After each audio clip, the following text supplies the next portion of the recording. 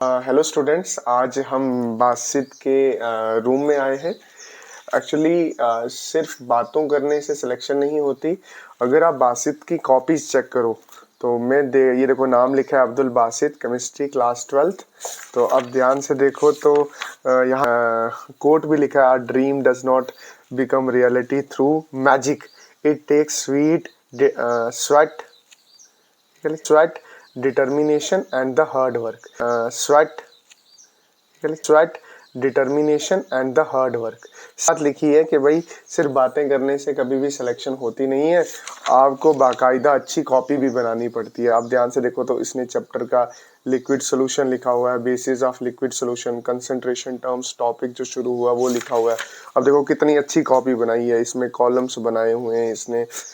अच्छा, उसके बाद कंसंट्रेशन टर्म्स को अच्छे से इसने एक्सप्लेन किया है। आप अच्छे से देखो तो मैं अभी कॉपी चेक कर रहा था तो देखो हर टॉपिक के बाद उसने न्यूमेरिकल भी लिखे हैं। सेम यही चीज़ उसने फिजिक्स के साथ भी की हुई है।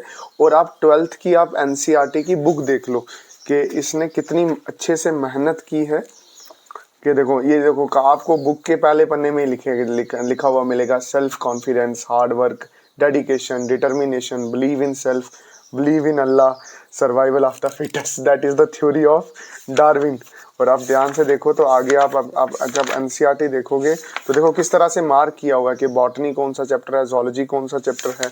और आगे चलो तो आपको देखो अंडरलाइनिंग मिलेगी जो जो इम्पोर्टेंट। ये देखो कितने अच्छे से जू स्पोर्स क्या होते हैं, कहाँ पे होते हैं, वो अच्छे से मार्क किया हुआ है। फाइनल पॉइंट जो भी है वो भी कितने अच्छे से मार्क किया हुआ है। ठीक है, तो इतनी मेहनत लगती है तब आप नीट के मकाम तक पहुंच पाते हो। देखो ये वाला चैप्टर कौन सा, that is human health and disease. अब ध्यान से देखो तो ये देखो कितने इंपॉर्टेंट पॉइंट को अंडरलाइन किया हुआ है, हाईलाइट किया हुआ है। कोई इंपॉर्टेंट पॉइंट लिखा है, एडिशनल पॉइंट है तो एक्वायर्ड डिजीज हो गया, कॉन्जेनिटल डिजीज हो गया, उसको अंडरलाइन किया है बाकायदा अच्छे से। हीमोजॉइड क्या होता है, pneumonia and common cold by a droplet and aerosol infection. मतलब कहने के मैन पॉइंट ये है कि एनसीईआरटी रीडिंग देखो, आपको ये लग रहा भी होगा कि ये 4 से 5 बार रीड की गई, साथ साथ एडिशनल पॉइंट किस तरह से इन्होंने ऐड किए हुए हैं। ठीक है, ये ध्यान में रखना। और जब आप प्रिपरेशन कर रहे हो तो इन सब चीज़ों का ध्यान रखना कि आपकी क्या होना चाहिए, एनसीईआरटी रीडिंग कम से कम 4 से 5 बार होनी चाहिए। और आपकी पिक के बाद आपके न्यूमेरिकल सेशन होना चाहिए आपकी कॉपी पे।